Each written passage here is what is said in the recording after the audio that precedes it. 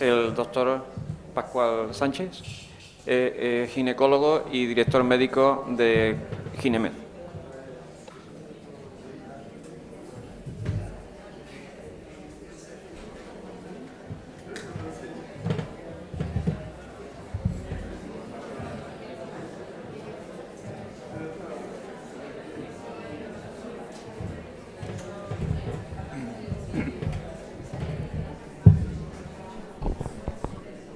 Bueno, buenos días a todos. En primer lugar, quería tener unas palabras de agradecimiento para la Fundación Rocío Vázquez, porque me parece que son unas jornadas realmente interesantes. Para la Fundación Madariaga por acogernos en un entorno que yo creo que es de los más estupendos que tenemos aquí en Sevilla. Solo venir a ver las instalaciones merecería la pena haber venido a compartir el rato. A vosotros, a todos, por estar aquí escuchando esta charla, a los medios de comunicación, por la difusión que están haciendo, el acercar este tipo de jornadas que son muy científicas a la población normal, y a Rocío por haberme dejado compartir un rato tan estupendo con vosotros. Yo estoy en un punto intermedio entre todos los que estamos aquí. Yo no soy científico como todos los que nos han venido precediendo. Soy clínico, soy médico, me dedico más a la parte práctica de lo que nos ofrecen los avances científicos, y estoy en un punto intermedio entre la audiencia, que me imagino que la mayoría podrían ser en un momento dado virtuales pacientes para este tipo de terapias. La ponencia cae un poco dentro del ámbito que nosotros manejamos, porque yo soy ginecólogo, y es las aplicaciones y ventajas con células madre de cordón umbilical.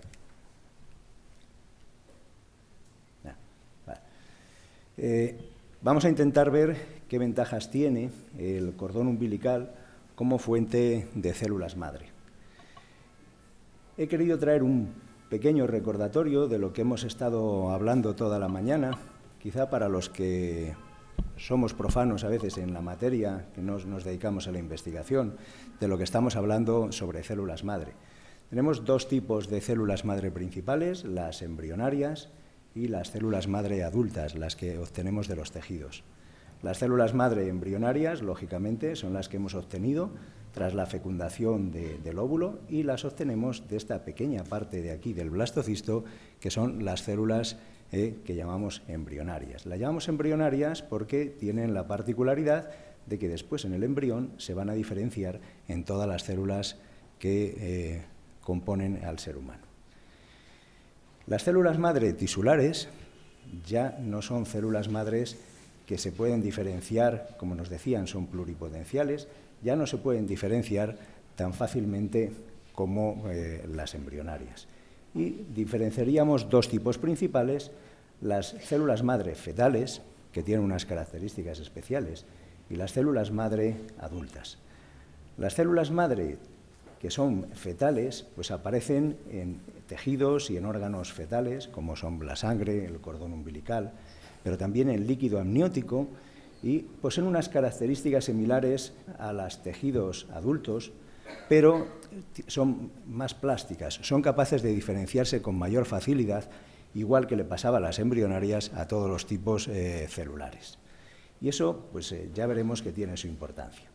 Las células adultas, son células que ya están en tejidos adultos, son células no diferenciadas y son las que utilizan los tejidos para cuando tienen una lesión producir nuevas células y poder reparar los tejidos. Son células que tienen una capacidad de proliferar, no están totalmente diferenciadas, pero ya están diferenciadas a un tipo de tejido. Su plasticidad es menor que las que teníamos anteriormente.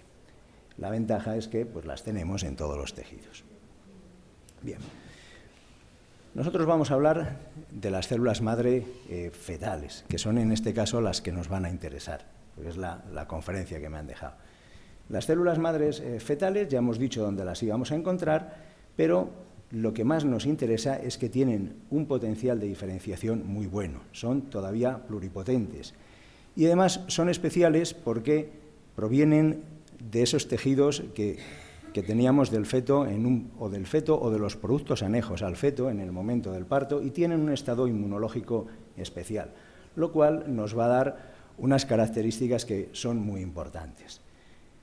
De estos tejidos, luego veremos las células que podemos obtener, pero lo más importante es que tienen una inmadurez, el sistema inmunitario en estos momentos, y por lo tanto estas células van a ser menos inmunógenas que las que tenemos de los tejidos adultos. Y todo lo que hemos estado viendo de los tejidos adultos, que son trabajos de experimentación, análisis y ensayos clínicos, gozan de unas ventajas muy importantes, pero también tienen algunos inconvenientes, y es que si no son del mismo paciente, producen rechazos, y no siempre tenemos tiempo para tener células del propio paciente. Tenemos que tener al paciente, si no, a veces inmunodeprimido, tenemos que tenerlo con algunas características especiales, porque si no, esas células que no serían nuestras van a ser rechazadas. El sistema inmunitario fetal, al no estar desarrollado, nos va a dejar unas células con unas características un poquito diferentes. Bueno, este es el cordón umbilical, y del cordón umbilical, fíjense que vamos a poder obtener un montón de células. En un principio, cuando lo empezamos a utilizar, utilizábamos nada más la sangre que estaba en el cordón umbilical. Es una sangre facilísima de obtener porque, bueno, ya se ha producido el nacimiento del bebé, hemos cortado el cordón umbilical, no vamos a producir ningún tipo de lesión y simplemente pues vamos a hacer una extracción, igual que hacemos para una extracción de sangre, pinchando pues las venas que tiene el cordón umbilical y sacando la sangre que tenemos en el interior. Y bueno, esta sangre que tenemos aquí es una fuente de células madre muy buenas, sobre todo hematopoyéticas, ya diferenciadas a tejido sanguíneo, porque evidentemente lo que circula por el cordón umbilical es sangre. Así que tendremos células madre hematopoyéticas. Pero se fue avanzando y vimos que teníamos más células madre dentro del cordón umbilical. Ahora iremos a ver algunas de ellas, pero nos hemos encontrado que tenemos células madre en el tejido que recubre a estas venas y a estas arterias para darle esta forma de cordón umbilical, que si alguna vez pues, habéis tenido niños y los habéis visto en el paritorio, cuando habían nacido, veíais que tenía como una especie de gelatinita que recubría las arterias, que llamamos la gelatina de Barton, y es un tejido muy, muy rico en células madre mesenquimales, que son las células madre que nos estaban hablando ahora, que eran muy importantes en el desarrollo de todo tipo de tejidos. Esas células madre ya no son diferenciadas como las hematopoyéticas, sino que son células madres más indiferenciadas que son capaces de dar cualquier línea celular. Y ahora nos hemos encontrado otras células madre que están también en el líquido, circulando en la sangre, que son unas células madre muy pequeñas que también son capaces de diferenciarse a todas las líneas celulares. Ahora las veremos. Bueno, resumiendo un poco, la sangre y el tejido del cordón umbilical son fuente de células madre por dos partes, por las células hematopoyéticas que estábamos viendo que circulaban en la sangre, por las células madres mesenquimales que nos íbamos a encontrar en la gelatina de Barton, ¿vale? Por lo tanto, esa célula madre en la línea hematopoyética vamos a tener todas las células madre del sistema sanguíneo y del sistema inmune, que son lo que vamos a encontrar en la sangre, pero fijaros que en las células madres mesenquimales las podemos diferenciar, como nos han estado enseñando, que lo hacíamos con las células del adulto, a todas las líneas celulares que tenemos en el organismo. Por lo tanto, aquí ya empezamos la parte un poquito más científica y que quizá no es la que me corresponde a mí. Podemos diferenciar esas células madre en hematopoyéticas y lo vamos viendo por unos marcadores, por unas señales que tienen en la membrana y que son las que utilizamos para ver a qué estirpe celular, digamos como si les miráramos el carnet de identidad a las células, a hematopoyéticas, a mesenquimales o a endoteliales, porque también las tenemos. Y fijaros que, por ejemplo, lo que estábamos mirando anteriormente eran células madre que sacábamos de médula ósea, que es una fuente muy rica de células madre, pero las células madre, por ejemplo, endoteliales que encontramos en el cordón umbilical, es 10 veces más rico en el cordón umbilical que la médula ósea en fuente de células madres. Vale. Y esto era lo que veíamos como nuevos hallazgos en Bueno, la extracción del cordón umbilical, que como veíais lo hacíamos después de cortar el cordón umbilical, y la sangre que extraemos es el lado que no queda del lado del feto, sino en el lado que queda de la placenta, extrayendo toda la sangre que tenemos aquí, que es la misma sangre que tiene el feto. O sea que no hay ninguna diferencia, pero si no, lo que acá estamos haciendo y lo que hemos hecho toda la vida, esta parte es desecharla, tirarla a los cubos de basura, bueno, o a los incineradores, porque después se destruya. Bien, esta sangre que hemos extraído, que la hemos recogido en unas bolsas especiales, después se puede procesar, y hemos visto que tiene dos tipos, que decíamos, en la sangre, de células diferentes. Unas células que eran las hematopoyéticas, que eran parecidas a las células madre del adulto, pero hay otras células muy interesantes, que son células madre, pero parecidas a las embrionarias, todavía más indiferenciadas, que era lo que contábamos. Son las que se llaman las células madre muy pequeñas, las very small, embryonic like stem cells, y que son células que todavía no tienen restringido el potencial de diferenciación. Son células que todavía se pueden diferenciar a todos los tejidos del adulto. Son unas células muy pequeñitas, las podemos encontrar cuando hacemos diferenciación celular, son una pequeña subpoblación de esas células madre. Son muy raras en la médula ósea, fijaros que, bueno, no ha salido el subíndice, estos son 100.000, una de cada 100.000 células madre en médula ósea, pero son muchísimo más abundantes en el cordón umbilical. ¿Y por qué nos interesan? Bueno, porque se comportan como las células madre embrionarias sin tener que recurrir a embriones, que es importante desde el punto de vista práctico, porque conseguir embriones a veces no es fácil, y luego desde el punto de vista moral, ético o legislativo, porque estamos empleando embriones y aquí estamos empleando células que se iban a desechar porque las estábamos tirando. Y además son capaces de hacer más de 40 pases, duplicaciones, que era lo que son los pases, volverse a repetir sin diferenciarse en ninguna línea espontánea y sin perder ninguna longitud de los telómeros. Los telómeros es una pequeña parte que tienen los cromosomas al final y que cada vez que una célula se regenera y se divide va perdiendo uno de los extremos distales. Cuando se nos gastan los extremos distales, la célula pues, está abocada a la muerte. Quien no pierde telómeros pues, son las células madre, las embrionarias o las células cancerígenas, que tampoco los pierden. Las demás células del organismo, pues sí. Pues bueno, pues estas células tienen telomerasas y son capaces de reconstituir el telómero constantemente sin perder nada de longitud. Expresan todos los marcadores de células madre y, por supuesto, se pueden diferenciar en todos los linajes celulares. Bueno, y después teníamos las otras que habíamos hablado de las células mesenquimales. Las células mesenquimales, que las encontrábamos en la gelatina de Barton, ya no están en la extracción de sangre del cordón, sino que están dentro de lo que es el cordón umbilical que tenemos que procesar para extraer de él las células madre mesenquimales. ¿Ventajas que tenemos? Pues que no generan rechazo y que atenúan muchísimo la respuesta autoinmune que tenemos. Están en todos los tejidos, porque las tenemos en todos los tejidos, pero principalmente en el cordón umbilical. Y comparado con otros sitios, pues tenemos la ventaja de que el cordón umbilical tiene muchísimo más número de células mesenquimales que cualquier tejido del organismo, que su recolección pues, no requiere absolutamente nada, es fácil obtenerlas por una liposucción o de la grasa que teníamos subrotuliana, pero es que aquí es que estamos teniendo el cordón umbilical ya en nuestras manos, no cuesta absolutamente nada recolectarlas. Y además son unas células que expanden muy bien en el laboratorio y que se pueden cultivar con muchísima facilidad. Bueno, pues ese era un poquito que viéramos otra fuente de células madre, que era el cordón umbilical, y ahora vamos a ver pues, qué ventajas tienen estas células madre. Bueno, pues principalmente la ventaja es la que hemos comentado, y es que pues, se obtienen con muchísima facilidad. Es en el momento del parto, una vez que el parto ha terminado, pues es cuando se recolectan. Por lo tanto, no tienen absolutamente ningún riesgo ni para la madre ni para el bebé porque no hay ningún tipo de procedimiento invasivo. Los demás, por muy poco riesgo que tengan, que la mayoría de las técnicas tienen poquísimo riesgo, siempre son técnicas invasivas y hay pequeños porcentajes, pues, o que se infectan las heridas, o que se complica la cicatrización, o que producen algún tipo de molestia.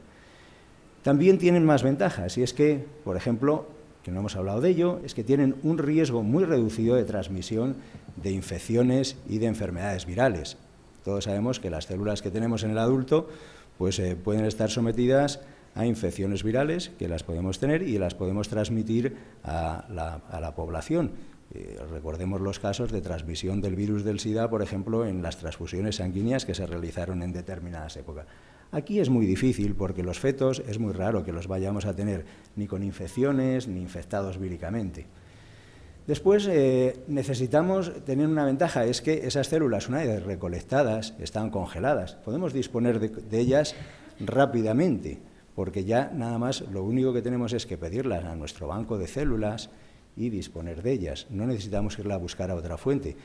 Las demás fuentes que hemos hablado, si necesitamos regenerar una lesión pues, cartilaginosa, una lesión tendinosa, cualquier otra cosa, lo primero que necesitamos es obtener las células madre, y eso está implicando un determinado tiempo. Aquí las células madre ya las disponemos de ellas y las hemos guardado, las tenemos ahí disponibles. Tienen una baja incidencia de enfermedad injerto contra el huésped. Bien, eso era lo que estábamos hablando del sistema inmune. Las células de cualquier persona no son compatibles con la de cualquier otra persona. Nosotros vamos a rechazar cualquier tipo de célula que nos pongan, porque es una característica que nos diferencia y es una característica que es muy importante para las personas porque nos va a defender de que nos agredan infecciones, bacterias o cuerpos extraños. Pero el problema que tenemos es que cuando nosotros estamos poniendo células dentro del sistema hematopoyético, cuando estábamos hablando de trasplantes de médula ósea o estábamos hablando de ese tipo de terapias muy importantes, a veces quien nos rechaza son las células que hemos colocado en el cuerpo y nos rechazan a nosotros como huéspedes y nos producen una serie de enfermedades importantes. De ahí, a veces, la terapia tan importante que contaba el doctor Antiñolo de seleccionar hermanos histocompatibles para que no hubiera nunca rechazos ni del trasplante ni del huésped. Bueno, pues aquí jamás vamos a tener nunca rechazos si son propias, pero es que aunque las estemos utilizando en otras personas que no sean trasplantes propios, tampoco tienen una inmunidad muy baja y la incidencia que hay de enfermedad injerto contra huésped es muy bajita. Fijaros que, bueno, 100% compatible para el propio niño, lógicamente, pues son sus propias células, no las vas a rechazar. Tienen un alto grado de compatibilidad entre hermanos, y existe además un 25% de tener que sean histocompatibles con el mismo hermano.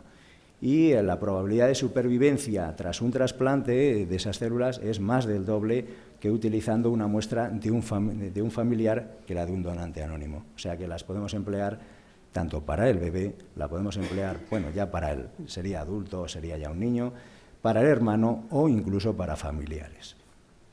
El procedimiento de extracción, pues sencillo, una vez que cortamos el cordón umbilical, hemos dicho que se pinza aquí y aquí pues estamos viendo cómo están procesando la sangre del cordón, es como una extracción normal y corriente. Se suele recolectar entre 30 y 150 mililitros porque los cordones umbilicales no tienen todos la misma longitud. Tenemos cordones pequeñitos de unos 30 centímetros y cordones a veces de más de 2 metros de longitud. Con lo cual, pues la cantidad de sangre que podemos obtener pues es bastante diferente, ¿vale? Cuando vamos a conservar también cordón umbilical, pues lo único que hacemos es, una vez que hayamos extraído la sangre, cortamos un trozo del cordón umbilical y se envía lo mismo a los bancos para eso. El procedimiento pues tendría dos partes, una que es la que a veces hacemos nosotros, los clínicos, que es la recogida de la sangre en la sala de partos, sería recoger la sangre y registrar perfectamente de quién es. Pero después viene la parte, digamos, más importante, que es la que llevan los bancos de células, que es procesar la sangre. No toda la sangre que llega sirve para poderla congelar, procesarla, hacer el diagnóstico de que no tenga ninguna de las infecciones que son obligatorias tener descartadas y posteriormente pasa a ser congelada y ahí es conservada. ¿Inconvenientes? Pues claro que tiene inconvenientes, no todo son ventajas, como todo en esta vida. Bueno, pues primero es que solo está al alcance de las madres que van a tener un hijo. No podemos tener células madre de cordón umbilical para todas las personas. La posibilidad de transmitir enfermedades congénitas no detectables pues también ocurre. Es una posibilidad baja, pero es verdad que a pesar de que hagamos una historia familiar o hagamos unos test de laboratorio, a veces tenemos enfermedades congénitas de expresión más tardía y que pueden ser no detectadas y que también las podemos transmitir.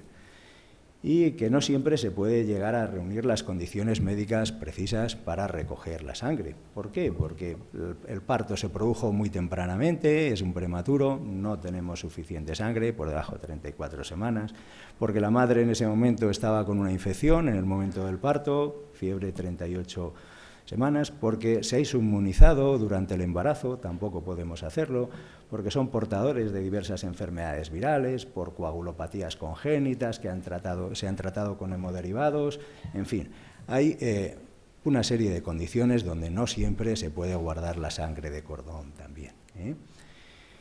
Pero hay dos inconvenientes que yo sí quería destacar como más importantes. Uno es la celularidad. La celularidad, ¿por qué? Bueno, pues porque el número de células madre que vamos a tener está condicionado por el volumen que vamos a recoger de sangre de cordón. Desgraciadamente no hay toda la cantidad de células madre a veces que queremos. Y hoy, tal y como está la medicina, se está trabajando en procedimientos alternativos para solucionarlo, necesitamos aproximadamente 2 por 10 millones de células nucleadas por kilo de peso de receptor en el trasplante para poderlo realizar. O sea, necesitamos que según el peso que va a tener el receptor de esas células madre, que las va a necesitar, vamos a necesitar un número de células madre mínimo para que el trasplante que vamos a hacer de esas células madre al huésped pueda funcionar. Y a veces no siempre tenemos suficientes, sobre todo cuando los niños van creciendo y cada vez son más grandes y tienen más peso. Soluciones, pues estamos trabajando en expansión de cultivos. Esto es, que esas células madre podamos cultivarlas, igual que estábamos haciendo con los adultos, y obtener de un número de células madre una amplificación, obtener más células madre y poder volver a conservar parte de ellas y utilizar las otras para el trasplante. Y también se está trabajando en trabajar esas células madre que son hematopoyéticas, cuando estábamos hablando de enfermedades sanguíneas, y trasplantarlas junto con células mesenquimales porque aumenta la eficacia del trasplante. Recordemos que estas células mesenquimales también se podían diferenciar a células madre hematopoyéticas. Vale. Y el otro inconveniente que teníamos era las patologías congénitas. Bien, a veces hay niños que pues nacen con una patología congénita y en este caso pues sus células madre no son posible usarlas. Sí se pueden usar a veces si disponemos las del hermano, que sea histocompatible, o a veces, si el niño ya tiene más edad, sí es verdad que esas células madre se pueden utilizar pasado un determinado tiempo. Bueno, para dar unas pequeñas cifras de lo que tenemos ahora en España sobre trasplantes, estos son los trasplantes con unidades de sangre de cordón umbilical, ¿vale? Bueno, pues el primer trasplante que se hizo con sangre de cordón umbilical se hizo en el 86, se publicó en el 88 y se hizo para una anemia de Fanconi y se utilizó pues un hermano. El paciente sigue vivo y está en curación, está en remisión la enfermedad, no volvió a presentarla nunca. Esta es la publicación que hicieron. Después de hacerlo aquí, se hicieron trasplantes en personas no emparentadas, que es el hermano. El primer caso tampoco es tan lejano, es del año 94, pues justo ahora hace 20 años, y se publicó en 2 revistas al mismo tiempo para 2 enfermedades diferentes. Este fue el primero, un síndrome de Wistor-Aldrich. Actualmente, la recuperación que tenemos es similar a la sangre fresca en las muestras conservadas, o sea, aunque nosotros es verdad que congelamos la sangre de cordón umbilical, lo que vamos a poder obtener de células madre de ahí es prácticamente igual que cuando estamos utilizando sangre fresca. O sea, esas células en los procesos que se está utilizando de criopreservación no están sufriendo daño. Y ahora se ha publicado hace poquito un trabajo donde se estaba utilizando sangre congelada desde hace 23 años y medio, sin ningún tipo de problema. Aquí veis, se ve la sangre que estábamos utilizando a los 10 años, a los 15, a los 23 años y medio. Y como vemos, tanto la celularidad como las características se han mantenido a lo largo del tiempo iguales. Hasta la fecha se han realizado aproximadamente unos 25.000 trasplantes con sangre de cordón umbilical, principalmente halogénicos y de bancos públicos, pero fijaros, este es el programa de donantes de médula ósea de los Estados Unidos, el National Marrow Donor Program, que espera que en el 2015 aproximadamente se van a realizar unos 10.000 trasplantes de médula ósea. O sea, estamos hablando de una terapia que hoy día es muy efectiva y ya es la realidad, no estamos hablando de proyectos o de investigaciones.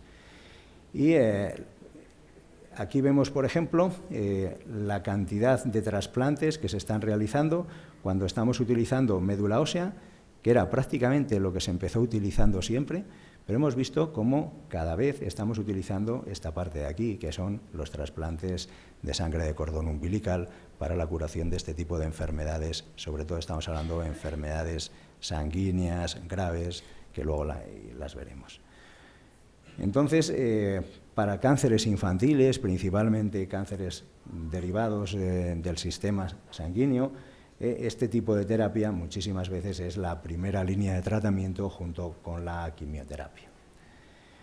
Si nos vamos a España, por referirnos a lo que tenemos aquí, a 1 de octubre del 2013, que es el último registro que yo he podido encontrar, teníamos conservadas en bancos públicos 57.000 unidades de sangre de cordón en 7 bancos públicos. Estos son los bancos públicos que tenemos.